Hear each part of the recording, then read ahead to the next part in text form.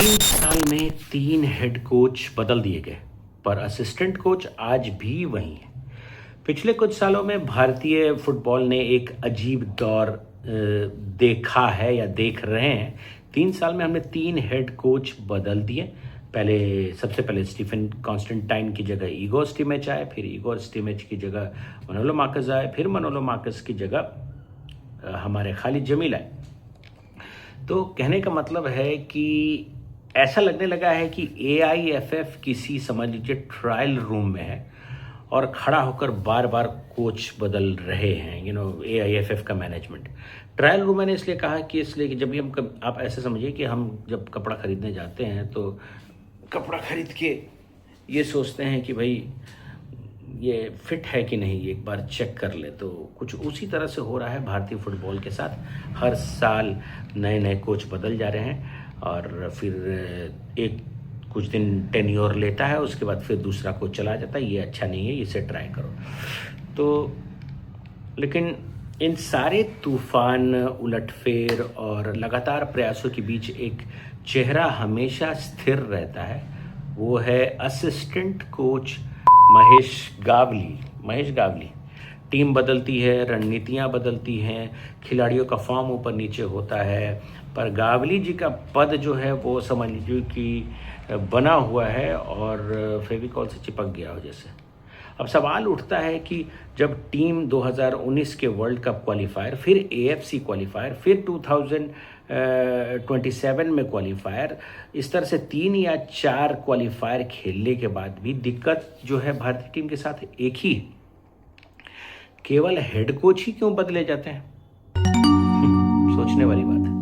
Assistant coach का भी तो रोल होता है भाई, और उनकी भी जिम्मेदारी होती है। फिर तो मैं ये कहूँगा कि उनके ऊपर पारदर्शी और ईमानदारी का मूल्यांकन क्यों नहीं होता? हमेशा हेड कोच के ऊपर ही क्यों होता है? Mahesh Gawli as a assistant coach काम क्या करते हैं, पहले मैं आपको बता दूं। देखिए, एज अ असिस्टेंट कोच का जो काम होता है वो होता है ट्रेनिंग सेशन तैयार करवाना, खिलाड़ियों को पोजीशन और टैक्टिक्स बताना, डिफेंसिव स्ट्रक्चर को सेट करना, और हेड कोच के काम को या हेड कोच जो सोच रहा है, जो प्लानिंग कर रहा है, उसको मैदान में उतारना। और सबसे बड़ी बात, टीम में केमिस्ट्री डेवलप करना, स्थिरता का माहौल रखना। सीधी भाषा में कहे तो हेड कोच समझ लीजिए एक फिल्म का डायरेक्टर है, और फिल्मी भाषा में डायरेक्टर है, और असिस्टेंट कोच जो शॉट लगवाता है वो एक असिस्टेंट कोच ही है।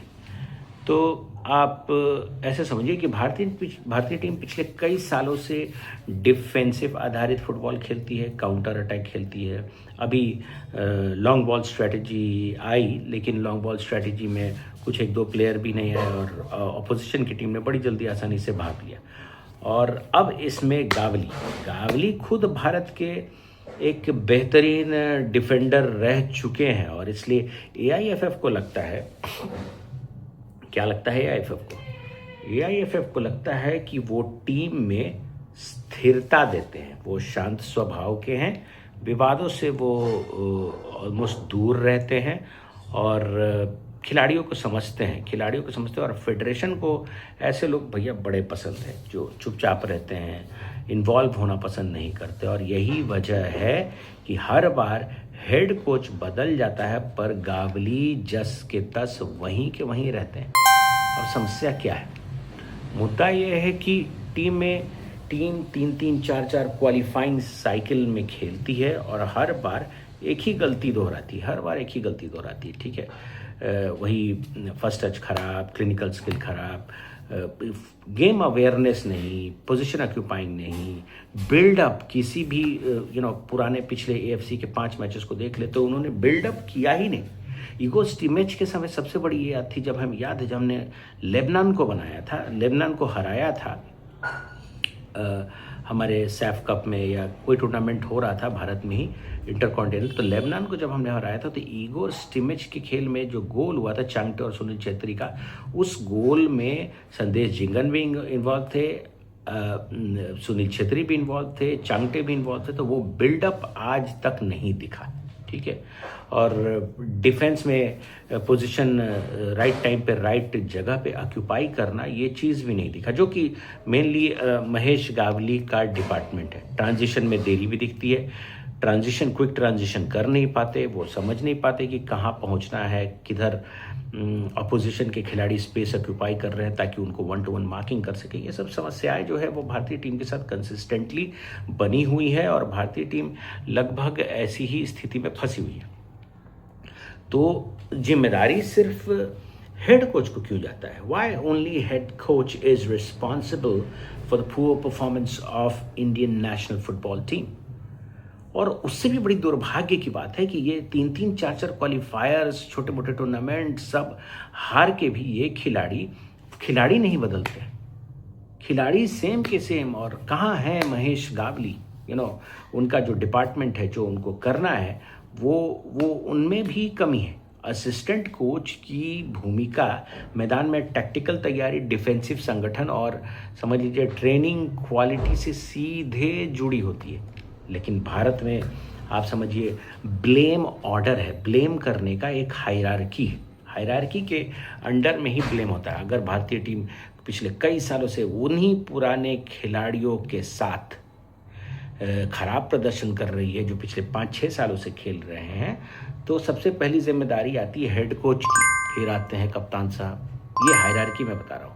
हेड कोच को सबसे पहले लताड़ा जाएगा, फिर कप्तान साहब को लताड़ेंगे ये, फिर स्ट्राइकर, फिर फिटनेस स्टाफ, फिर मैनेजर और सबसे आखिर में असिस्टेंट कोच।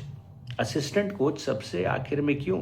जब उसकी समझ लो आपकी उसकी रिस्पॉन्सिबिलिटी ही है कि समझिए ट्रेनिंग सेशन तैयार करवाना, खिलाड़ियों को पोजीशनिंग और टैक्टिक्स बताना, डिफेंसिव स्ट्रक्चर तैयार करना, तो और हेड कोच के सोच को मैदान में उतारना। तो क्यों भाई सिर्फ हेड कोच या खिलाड़ी या टीम ही रिस्पॉन्सिबल हो? तो मेरे हिसाब से आप समझ लीजिए कि जब तक बात वहाँ तक पहुँचती है कि असिस्टेंट कोच पे सवाल उठे, तब तक हेड कोच बदल जाता है और कहानी फिर से शुरू हो जाती है।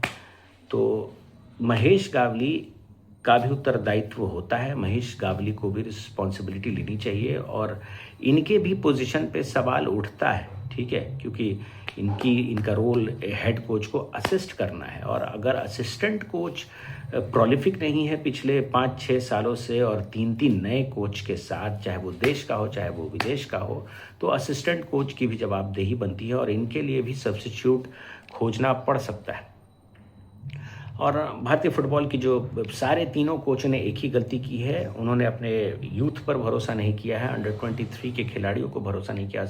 और इस वीडियो में मैंने असिस्टेंट कोच महेश गावली पर खास फोकस किया है क्योंकि ही इज़ ऑल्सो रिस्पॉन्सिबल और he is also answerable for the questions of for the performance which Indian national team is showing us and absolutely demoralising for everyone, for the whole nation.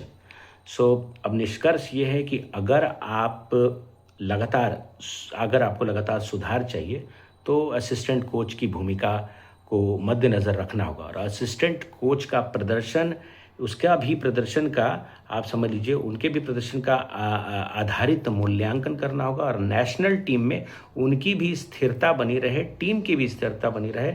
और ऐसा नहीं है कि head coach निकलते रहे और assistant coach अपनी जगह पर बैठे रहे।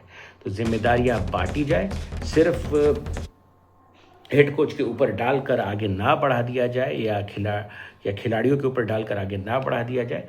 पर हाँ, एक बात है कि हमें अपने अंडर 23 टीम के ऊपर अब फोकस करना चाहिए क्योंकि अब हम मैच हमारे लिए औपचारिकता भर है अगले 2 साल। तो अगर हम अब ऐसी स्थिति में उनको टेस्ट ना करें, फुल टाइम ना दे, 15-15 मिनट में वो स्पार्क करके चले जाते हैं और अपने पुराने खिलाड़ियों को साइड में रखकर नए खिलाड़ियों को अगर ना ट्राई करें, हांगकांग के अगेंस्ट होने वाले अगले मैच में मुझे उम्मीद है कि एटलीस्ट 6 अंडर 23 के मोस्ट वेल परफॉर्मिंग खिलाड़ी टेस्ट किए जाएंगे। और उससे भी बड़ी बात, अगर डाउट है कि अंडर 23 के खिलाड़ी मैच नहीं जिता सकते, जो कि मुझे लगता नहीं है, मुझे तो लगता है कि अंडर 23 के खिलाड़ी सीनियर को हरा दे, तो क्यों ना एक under 23 versus senior football match करवा के देख लो। खैर ये मुद्दा नहीं है, मुद्दा है कि हमें नए खिलाड़ियों को चुनना है और यूथ पर ज़्यादा फोकस करना है, और साथ साथ असिस्टेंट कोच पर भी उनको आंसरेबल बनाना है परफॉर्मेंस डिग्रेडेशन का। तो अब फाइनली मैं यही कहूँगा कि सवाल ये नहीं है कि महेश गावली बुरे हैं या अच्छे हैं, सवाल है कि हम ईमानदारी से हर कोचिंग भूमिका का आकलन कर रहे हैं कि नहीं। तो वीडियो देखने के लिए धन्यवाद। बने रहिए, अगली वीडियो में जल्दी वापस आएगा। जय हिंद, जय भारत।